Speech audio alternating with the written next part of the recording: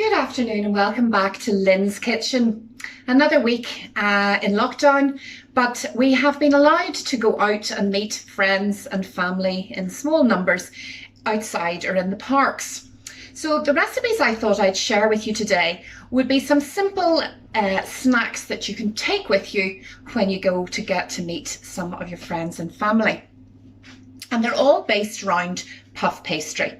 Now don't panic, I'm not suggesting that you all rush off and make some puff pastry because it's a very time-consuming process and not always the most successful. And I'm sure you've watched many folk on British baking and so on trying their hand at puff pastry, not always to great success. So in my book, there's no point reinventing the wheel, and we have plenty of options of puff pastry available both in the freezer and the fridge sections in our supermarkets. So today I'm going to use a ready roll puff pastry. There's lots of different brands of this, just happens to be Tesco's, but there's Just Roll and all the supermarkets do it. You can get it a lighter version and you can also get a gluten-free version. So these recipes might suit for both gluten-free and I can show you a lot of them actually are dairy-free as well, and I can show you them for those options. Another option you might be familiar with, and this to me is sort of the one I remember from my childhood when Mum was using puff pastry, is the frozen blocks of puff pastry. And in this pack there are 2 blocks of puff pastry. I would say you probably only need 1 for each of the different recipes that I'm suggesting for you, but that's also a very good option, and you just roll it out yourself. So I'll put that to one side. So I'm going to use a packet of the Just Roll, which I've defrosted overnight in the fridge, and also a packet of the ready rolled puff pastry. So I'm going to share with you, first of all, cheese straws. Then I'm going to show you how to do a little tartlet, and then I have a sweet puff pastry cinnamon swirl for the last idea. Okay, so the first recipe I'm going to do with you is cheese straws. Now, these have been around a long time and you can buy perfectly good ones, but these are lovely and quick and easy snack that you can make for yourselves, and you can add lots of different flavours to it if you wish. But I'm just going to keep it very simple, and it's a case of using some whole grain mustard and some cheddar cheese on the pastry. Now this is the Just Roll frozen block that I've done, and I've rolled it out until about the thickness of a pound coin. And what I'm going to do is first of all spread some whole grain mustard over the whole of this rectangle of pastry. And that will give your cheese straws a nice little punch to go with whatever you serve with them. I like these just on their own, must admit, but I also like them if you want to serve them with a dip. And simple dips like mayonnaise with a little bit of ketchup in it, mayonnaise with a little bit of curry powder, or maybe some chipotle smoked chili jam or something into them would be really delicious as well. So as you can see, just spread the whole grain mustard right out to the edges, because you want to make sure that each piece is going to get plenty of flavour and mustard on it. If you don't like mustard, don't worry, just brush it with egg and then add the cheese, and don't bother with the mustard. Or what's really nice is you could use some tomato paste or some pesto even, would be really lovely added onto it. So now I'm just going to press on some grated cheese. Now in this case again, I'm still keeping mine dairy free for my family, so this is dairy free cheese. The pastry itself has no dairy in it, so this is an option both for dairy free and gluten free if you wish. So there we go. Now what I need to do is to cut it into fingers. So I'm just going to turn the rectangle around, and I'm just going to cut right down the centre half of it. You could do really long ones, but they get more fiddly to twist and things, because we're going to twist these onto our baking sheet. I'm going to turn it back round again, and I'm going then to slice in half again, so that's half of the rectangle, and then I think into quarters of each of these squares. So I'm going to get 4 or you could probably even get 5 out of each section. It depends how skinny you want them. I find they break up a little bit if you make them too skinny. So let's keep them just reasonably chunky. So I'm getting 4 out of each quarter. So that will give you, out of 1 block of pastry, 16 cheese straws. Now, as I say, you can make them smaller and thinner if you want, and you could get a whole lot more, but let's keep them nice and chunky because you're wanting to take them to a park. So you want them to stay and hold their size, not break on you. So then I am going to put them onto baking sheets, which I've just put a bit of parchment onto the bottom so that the pastry doesn't stick. Let me just make a little space beside me here and I can show you what we're going to do. So what I would like you to do is you take your piece of pastry and you want to sort of twist it so that you get a curl. So you're twisting the pastry, and then I'm just going to set it down on my baking tray. I'll do a few more and then I'll show you them lying on the baking tray. So twist your pastry. Little bits of cheese will pop out, but try and keep them all in together, and then just pop them onto your baking tray. Now, in the meantime, I've also got the oven on really hot, and the trick with puff pastry, to get the best results from puff pastry, is to have your oven really hot. So I've got mine on 200. That's my fan assisted oven at 200 degrees. And make sure that it's up to full heat before you would put them in. That allows the puff pastry to puff up, and the fat that, sometimes if you're making it from home it's usually butter, but the fat that's in there and in the layers will melt and puff up, the steam will puff up the pastry and give you that lovely flaky texture that is so lovely with puff pastry. So let me see, there we are. Just keep twisting them and just press the cheese into them. If you think it's a wee bit loose, press the cheese and twist. And I'll show you just onto the baking tray, just placing them down, and I sort of press the two ends so that you get, so they sort of, the twist stays in place. So let's take another one. We'll twist that round. Putting it onto the baking sheet and just pressing down the ends just to get it to hold its shape. Then what I'm going to do is I'm going to brush them with some egg. So I've just put some egg into a cup or a glass. I've beaten it with a fork just to get it all mixed together. And I'm going to then just brush that on to the pastry bit. So you can see once you've curled it, there's a lot of pastry there that just needs brushing with egg. And that'll give you a lovely golden colour to your cheese straws. Right, I think I probably fit one more onto this baking tray before I need to move over to another one. So there you go. So they do need a little bit of space between them because they will puff up, obviously. And as I say, I just press down the bottom and the top just to keep the cheese straw in its twist. Let's get another baking tray.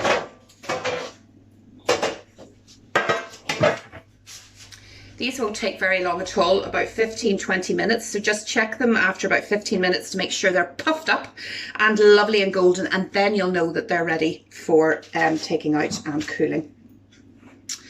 So as I say, these are lovely with dips. Now if you don't want to be making your own dips, of course there's lovely cheese, cheddar, what is it, chive and onion dips, and you know, guacamole and all those kind of things would be just delicious with these to take on a picnic. So I'll leave the dips up to yourselves, but these are a lovely option. So these are a lovely option, as I said, for you to take to on a picnic. So now all I do just to finish them off before they go into the oven is to brush them with a little bit of beaten egg. And as you can see, I've just got a beaten egg in this glass, and I'm just going to brush the little bits of pastry that are the twisted bits that you can see, and brush each one liberally, oh gosh, that's hard to say, well, with plenty of egg all over the pastry. And the oven has come up to heat, so they're ready to go into the oven and bake. And there we go, that's those ones done. So we just give them a good brush with egg. And that's the trick with any of the savoury puff pastry things to do, to get them a nice shine on them, just as they brush them with egg. And that will really make them look really professional and give them another dimension. So they're looking lovely, packed with cheese and mustard, and will be just gorgeous on your picnic. So just a couple more to do, and I will put them into the oven. There we go. Lovely. And last one.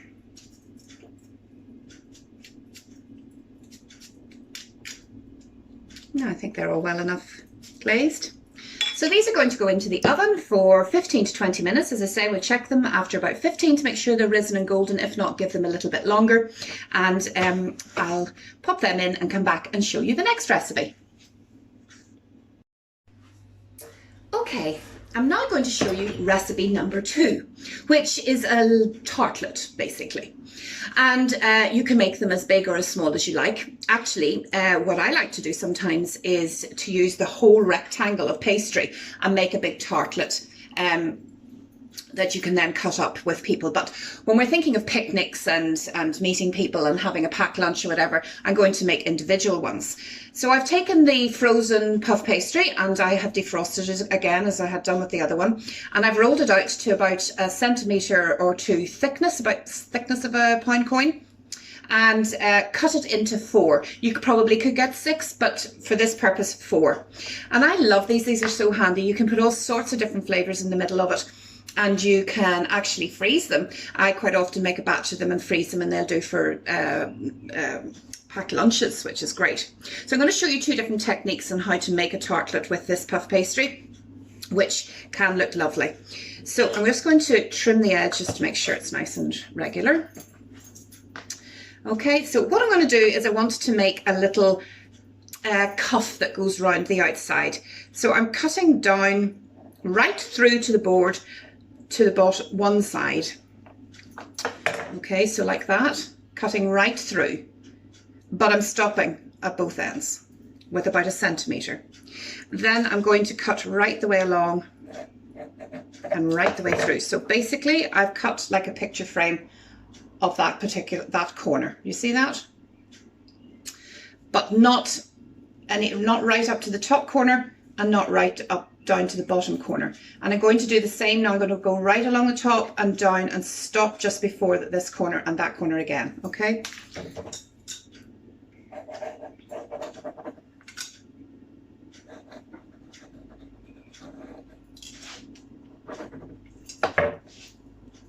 So as you can see, we've now got almost like a picture frame, but it's still attached to this corner and it's still attached to the top corner. So I'm going to take the egg and I'm going to brush the egg wash all the way along basically like the frame.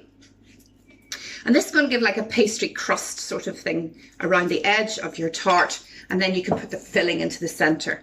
But we're going to do a little twist. So we take this corner, okay, and we cross it over and we press it down. And we do the same, we take it and we pull it right across.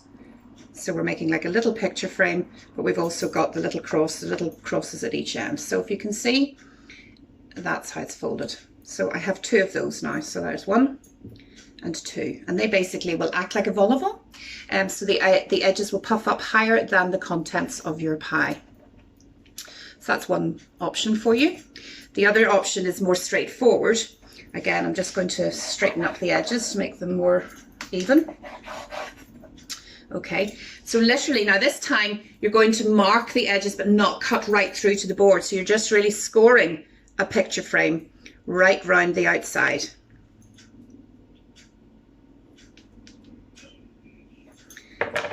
So I've scored a picture frame right the way out around the outside, but I haven't cut it through so it won't come apart. And again, that'll act like it puffs up around the outside of your filling, like a vol au vent. So we'll do that again. So literally I'm just marking about a centimetre in around the outside, basically to make like a picture frame. And again, I'm going to take the egg and I'm just going to brush around the outside. That outside is going to puff up around your filling and then give you a lovely golden crust around it. And the same with the other one. I'm just going to run around the outside again, just one more time with the egg wash, just to make sure all the frame is covered with egg. I'm just going to do it with this one as well. There we go. Now the fillings are totally up to yourself. I have chosen today to do a caramelized onion, goat's cheese and ham tartlet, but you could do pesto with cheese and bacon. You could do basil and tomato. You could, your options are endless, but as I say, just going to put some caramelized onion chutney just into the center. Don't go out to the edges. Don't go out to those bits that are going to puff out round. So I'm just filling the center. Then I'm going to take some goat's cheese, nice little bit of goat's cheese, and sort of dab that in pieces across. This is a very soft one. If you've got a crumbly one, you can just crumble it, but that's lovely. And I'm going to add to that one. Okay, I'm going to sprinkle some ham over the top.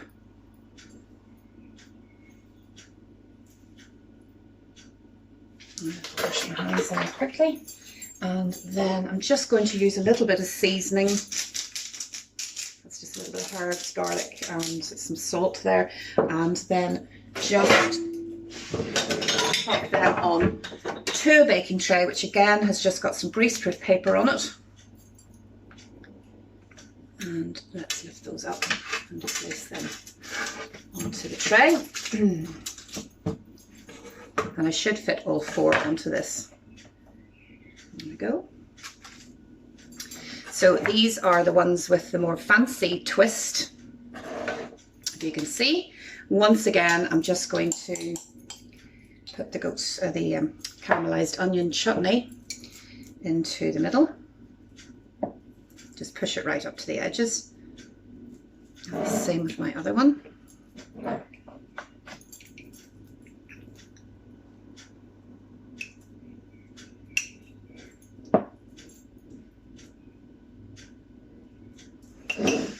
Goat's cheese, where is it? There we are. A bit more of the goat's cheese.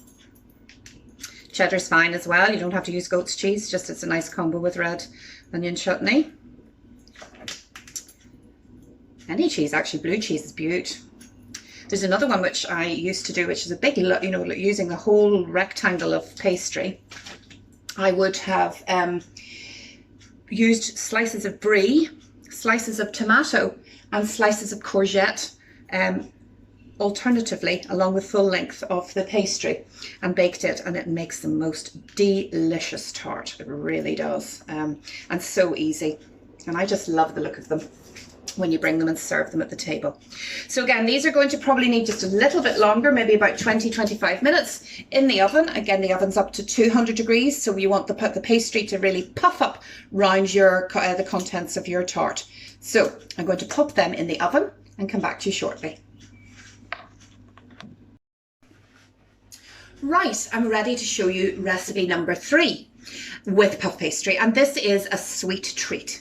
Now I'm going to show you a cinnamon and pecan swirl, but it's not really a recipe, it's an assembly, because really, once you know what to do, you can fill these rolls with whatever you like. They're really handy to take on a picnic, as I've been suggesting, but also if you have visitors that suddenly say they're coming in about 25 minutes or so, and you have a packet of already rolled puff pastry in the fridge, these can be rustled up really quickly and are a nice sweet treat to have for visitors. So I have the ready roll pastry. Not really that hard to roll out pastry, obviously, but this is a real cheat and really handy. And it's on its own grease-proof, so let's just roll it right out. See, what I would suggest you do is just make sure that it isn't sticking to that paper, because you want to be able to roll your spiral without it sticking to this grease-proof, and I find that can happen sometimes, especially with the low-fat version. It's very sticky, so that's good to check that. So that's the rectangle, and what I've done is, I'll just get it out of the fridge, is I am going to use dairy free, as I have already with the other recipes, but you can use butter, you can use margarine. Butter obviously gives you a lovely flavour to your swirls, but you can use margarine, and I'm just using a low-fat margarine, which I melted very slightly.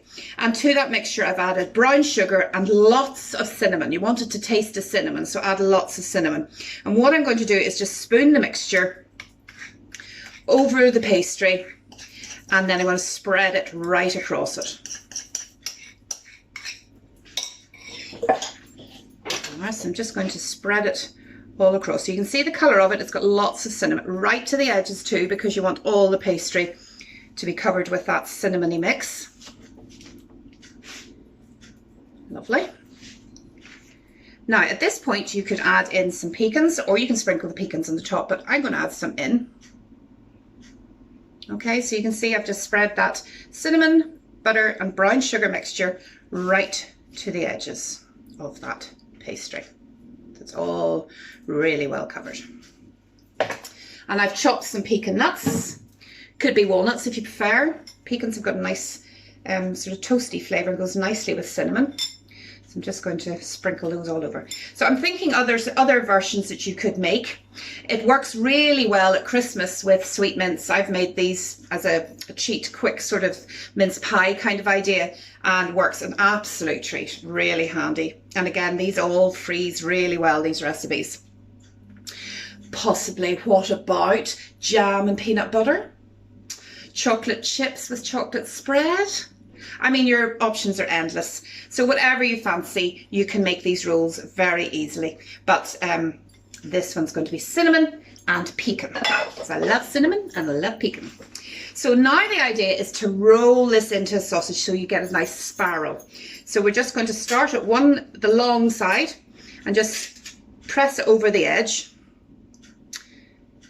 Just press it over. There we go. Where's my tea towel? There we go. I'm always using my tea towel. And then just continue to bring that pastry over itself and roll it. Well, just work your way along and roll it over itself, making sure to get your nuts and your butter all in each layer of your roll. And then as it moves forward along, you can roll it a little easier on itself, as you can see. And there we go.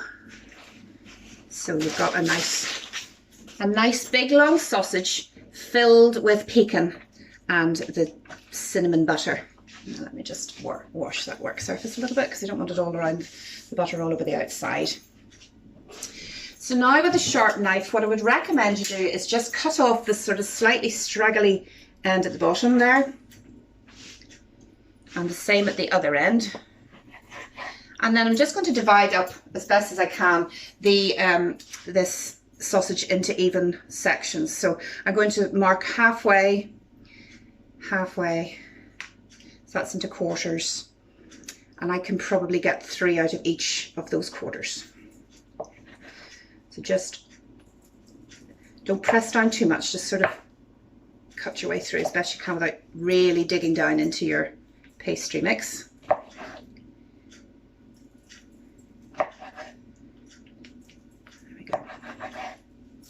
I'll just show you that first half to begin with.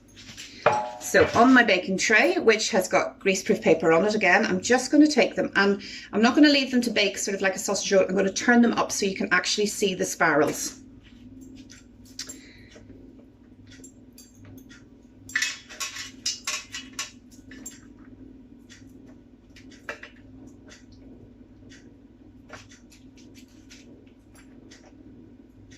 And you just need a wee bit of space between them, because obviously they will puff up and spread out. So I'll do the next 6, so you'll get 12 out of this.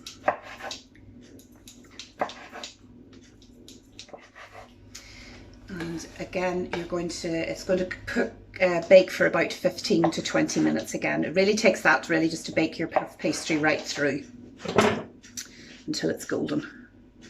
So there we go. Just see all that gorgeous cinnamon that's going to melt into those, into the pastry. Okay, and of course the last thing you need to do is to brush them with some beaten egg again. So I'll just clean that work surface again, just so I don't make any more mess than I have to. So just brush around the edges with the egg. And that means the wee bits of pastry that are exposed will be nice and golden.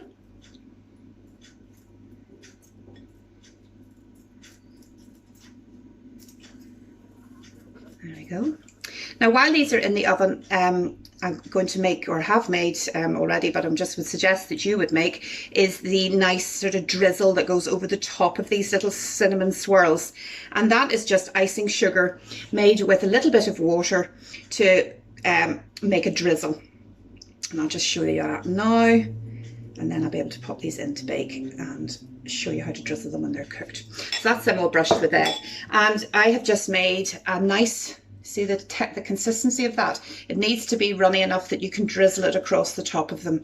And that is just icing sugar with a little bit of water. And if you find it's too runny, add a little bit more icing sugar in it.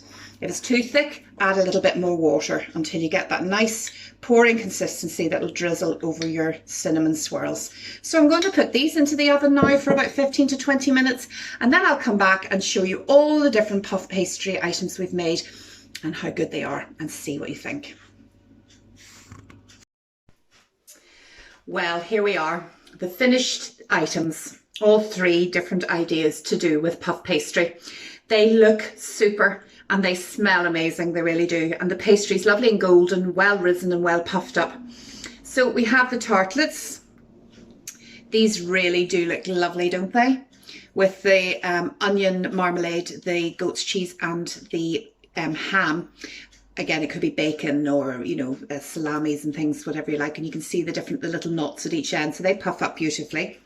The other ones, the more simple design, they don't puff up quite so much, but they still look lovely, lovely and golden. And that'll be lovely with salad, coleslaw and that kind of thing.